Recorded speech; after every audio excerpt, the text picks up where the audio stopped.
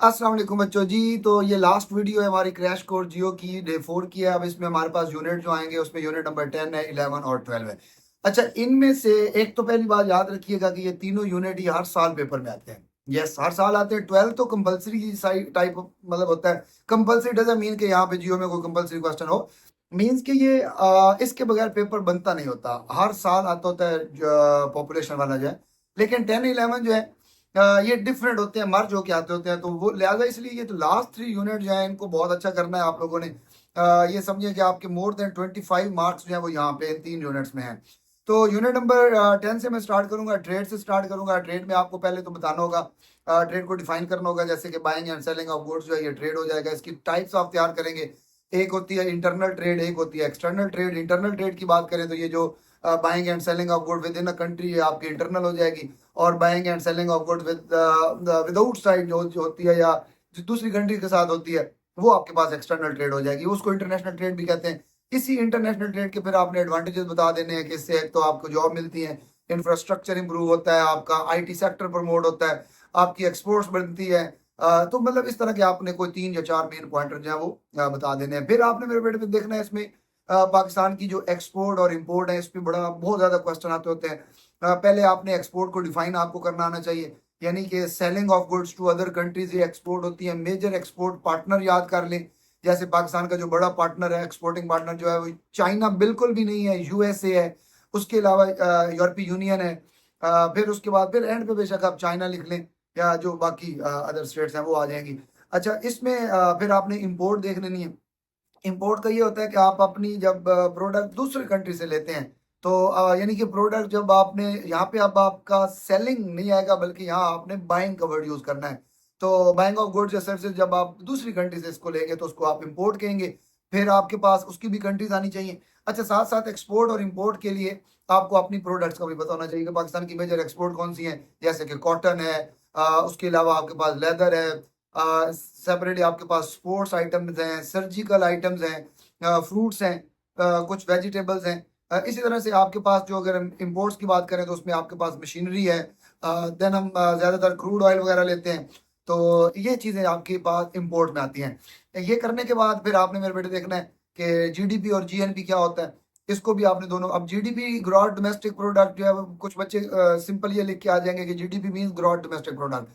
ये तो बिल्कुल इसकी डेफिनेशन नहीं है। इसका मतलब ये होता है कि आप विद इन अ ईयर एक इंडिविजुअल पर्सन जितना अर्न करता है तो उसको जीडीपी कहते होते हैं। नो डाउट ये एब्रिविएशन तो यही है, ग्रॉस डोमेस्टिक प्रोडक्ट, लेकिन डेफिनेशन ये नहीं है। इसी तरह जीएनपी में ये है कि आपके जब ओवरसीज जो हमारे पाकिस्तानी बाहर बैठे हुए होते हैं उनकी इनकम को भी जब हम काउंट कर लेते हैं विद इन अ ईयर तो वो जीएनपी बन जाती है। ये डेफिनेशन। इसके बाद मेरे बच्चों करेंगे आप balance of payment and balance of trade.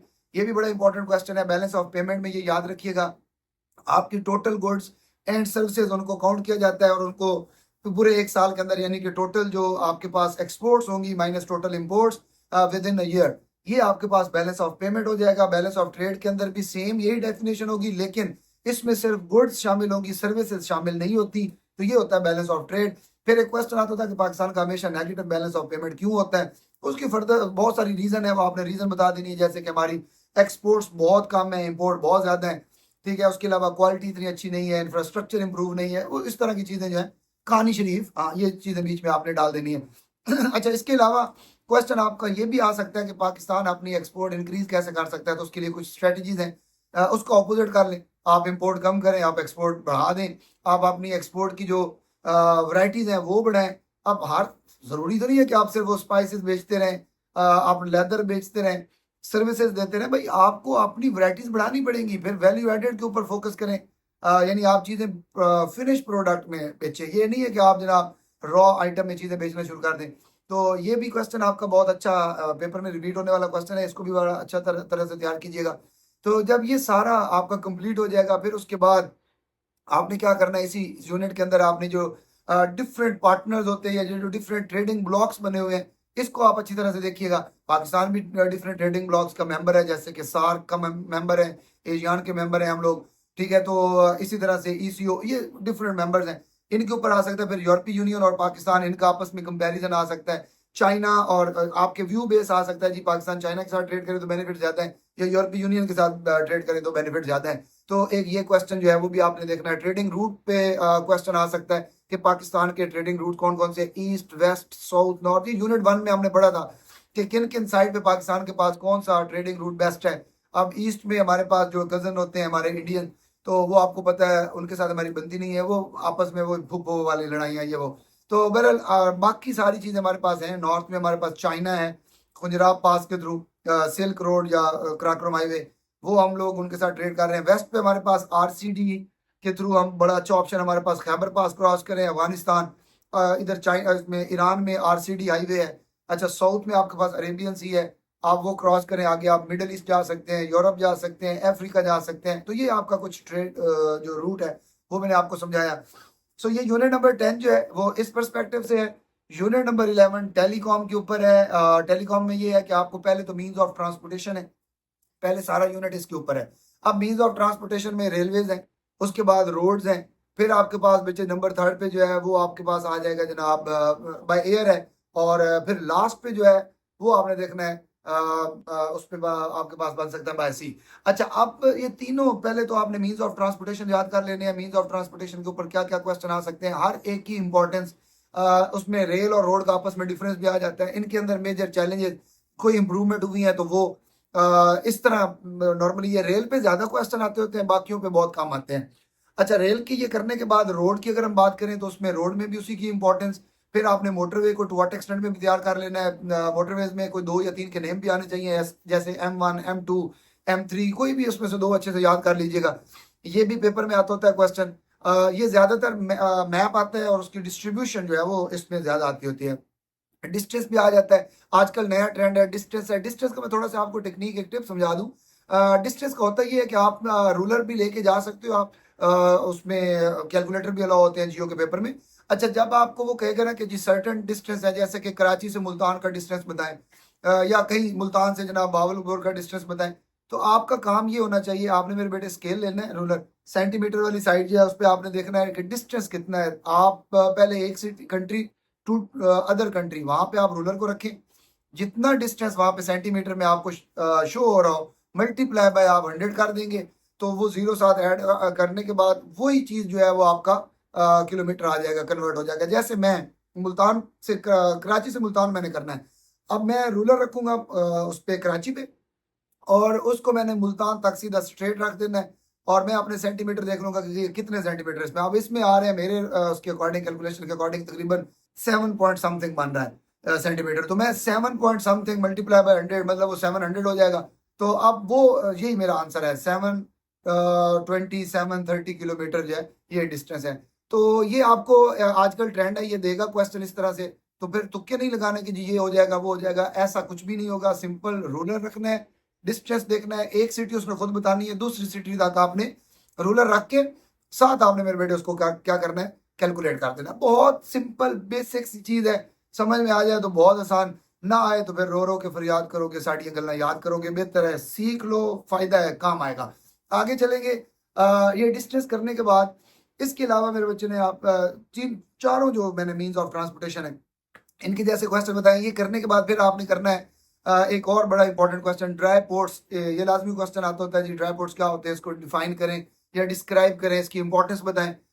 तो वो एरिया जहाँ पे समंदर नहीं है तो उन एरियाज में ड्राई पोर्ट बनाए जाते हैं, जैसे कि आपके पास लाहौर है, सियालकोट है, फैसलाबाद है। अब ये बहुत डिस्टेंस है इनका सी से, सो सी पोर्ट बहुत दूर है। तो चूंकि ये बहुत बड़े इंडस्ट्रियल हब भी हैं, इंडस्ट्रीज यहाँ पे हैं, इसलिए फिर वहाँ पे जो है ड्राई पोर्ट बनाई जाती हैं। फिर ड्राई पोर्ट के फंक्शन लिख देना। फंक्शन में एक तो वहाँ पे कस्टम की क्लियरेंस हो जाती है, फिर वहाँ पे मेन जो है वो इसको रिजर्व भी कर लेते हैं, स्टोर करते हैं, फिर ट्रांसपोर्टेशन इन्हीं की रिस्पॉन्सिबिलिटी होती है, फिर ये सी पोर्ट तक पहुंचाते हैं, फिर आगे फाइनल डेस्टिनेशन तक पहुंचाते हैं। ये सारा इनका काम है, आपने बस अपनी इनको सर्विसेज के पैसे देने हैं, फर्दर काम जो है वो सारा इनका है। अच्छा ये सारा जब आपका ओवरऑल कंप्लीट हो जाएगा, इसके बाद टेलीकॉम है इस यूनिट के अंदर, लास्ट पार्ट इसका जो टेलीकॉम उसको डिफाइन करना है, इसकी जो डिवाइसेज होती है वो बतानी है, इसके एडवांटेज बताने हैं, इसके डिसएडवांटेज बताने हैं। एजुकेशन में बड़ा इसके एडवांटेज हैं, हेल्थ के अंदर बड़े एडवांटेज हैं, बिजनेस के अंदर इसके बड़े एडवांटेजेस हैं। प्रॉब्लम्स की बात कर लें तो इसके अंदर स्कैम भी बहुत है डिवाइसेस के थ्रू। जी तो पाकिस्तान से इतना किलो जो है वो सोना निकल आता है, फिर आपका जो है वो कॉल आ जाती है जनाब के जी आप इस कॉन्टैक्ट इस पे नंबर पे रब्ता करें जी, आपका इतना प्राइस बॉन्ड निकल आए हैं। तो ऐसे कुछ चीज़ें भी आपको बीच में यार लोग वो ऑफ़र करवा देते होते हैं। सो स्कैम है, cyber bullying, cyber cyber crime, ये सारा कुछ इसमें डिसएडवांटेज में आ सकता है। फिर ये बर्डन ऑन इकोनॉमी है क्योंकि ये डिवाइसेस जो है इंपोर्ट की जाती हैं, तो ये भी एक पाकिस्तान के लिए प्रॉब्लम बन सकता है।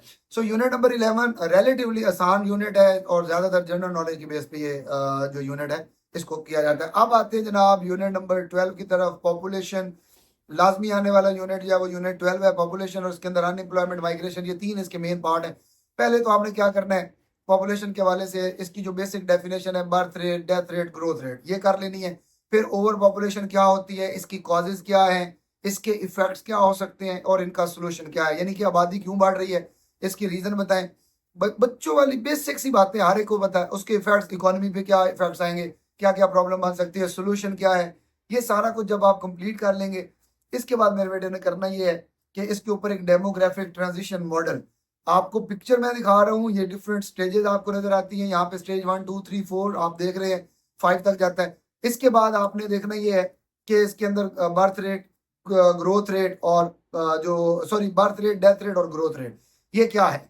बर्थ रेट लेबल करने का कहेगा, ऊपर से सबसे पहली जो कर्व होती है, पहली लाइन जो होती है वो बर्थ रेट की होती है, साथ ही डेथ रेट होती है। शुरू में ये हाई होती है, फिर आहिस्ता आहिस्ता ये कंट्रोल में आती जाती है और फिर बिल्कुल एंड पे आके डिक्लाइन की तरफ चली जाती है। रीजन उसने पूछनी है आपसे कि ये रीजन क्या है। अब जाहिर सी बात है, स्टार्ट में बर्थ रेट हाई इस वजह से है कि ना तो कोई फैमिली प्लानिंग थी, ना कोई अवेयरनेस थी, फिर डिजायर ऑफ सन था, मतलब इस तरह मौजें थी, लगे हुए थे अवाम, जनाब बच्चे पैदा करी जा रही है, फैक्ट्रीज लगी हुई हैं।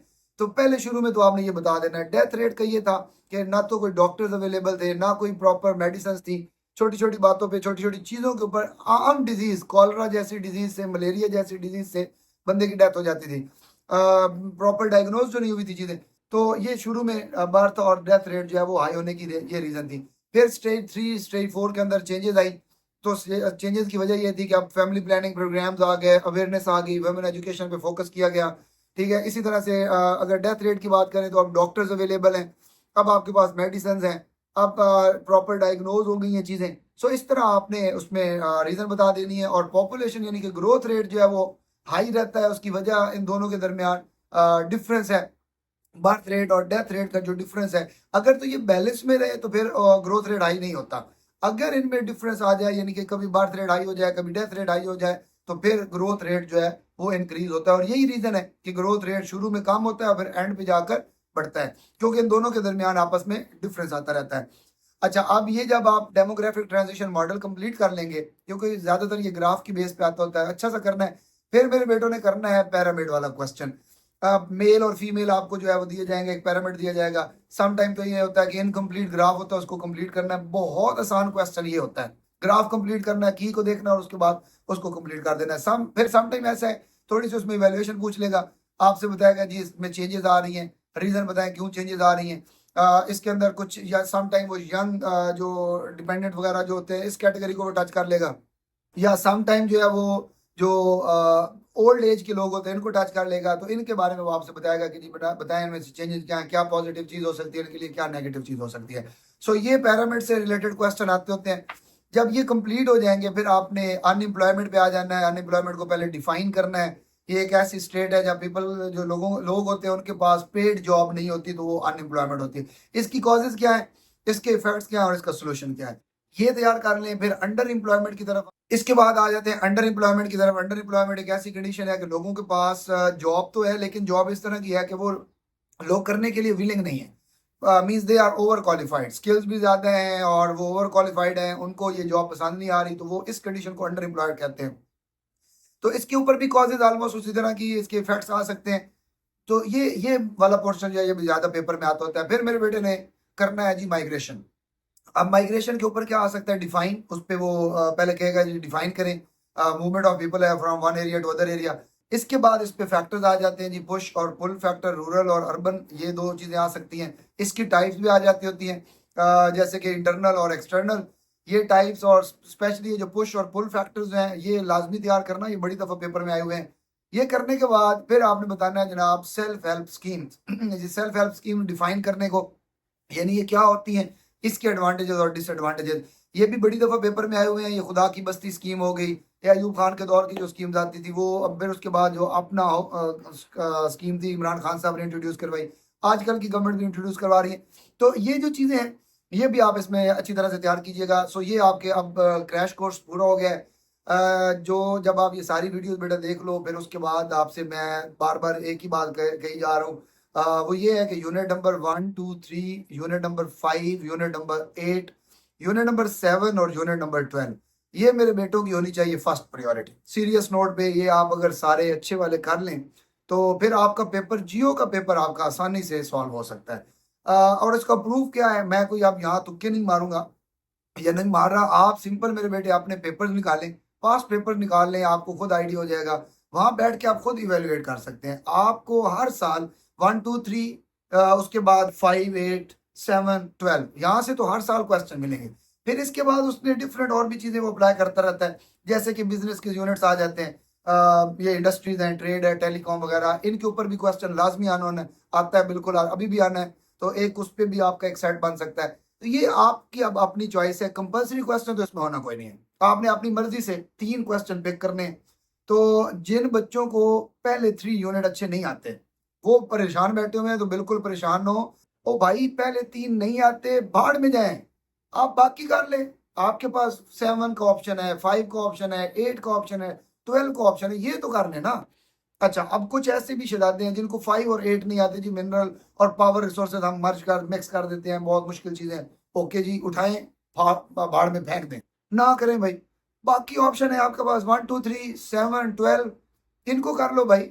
अच्छा, एक वो भी शहजादे हैं जिनको 7 नहीं आता जी, ये एग्रीकल्चर हमें तो नहीं आता, बरकर टाइप, मतलब ये एग्रीकल्चर पता नहीं कहाँ से आ गए, नहीं आता एग्रीकल्चर, कोई मसला नहीं है, बाकी तो है ना, बाकी कर ले। कुछ ऐसे ग्राफ देख के भाग जाते हैं, डर जाते हैं, ये 12 नहीं होता हमसे, ये हमारे पास की बात नहीं, ये परेशान, नेल तोड़ रहे हैं, मुंह सूजे हुए हैं, आंखें यूं बाहर निकल रही हैं। क्या क्या मसला, यूनिट 12 नहीं आ रहा जियो का। वो भाई नहीं आ रहा तो क्या हो गया, क्यामत तो नहीं आ गई ना। 12 छोड़ दो, बाकी कर लो, बड़े ऑप्शन आपके पास हैं भाई। एक 12 ना होने से इसका ये मतलब तो नहीं है कि जियो का पेपर खराब हो जाएगा, नहीं हो तो बेशक साइड पे कर दे, बाकी कर ले। तो बच्चों, आप इसी तरह से चीज़ों को चलाओ जैसे मैं बता रहा हूँ। 1, 2, 3, 5, 7, 8, 12 आते हैं, बहुत अच्छी बात, नहीं आते दूसरे ऑप्शन पे जाएं, ये कर लो, नहीं तो फिर रो रो के फरियाद करोगे, साड़ियाँ गल्ला याद करोगे, और कब ये आप करोगे, एक दिन के बाद, यानी कि कल। तो बेहतर है अभी कर लो। इंशाल्लाह इंशाल्लाह जियो का पेपर बहुत अच्छा होने जा रहा है।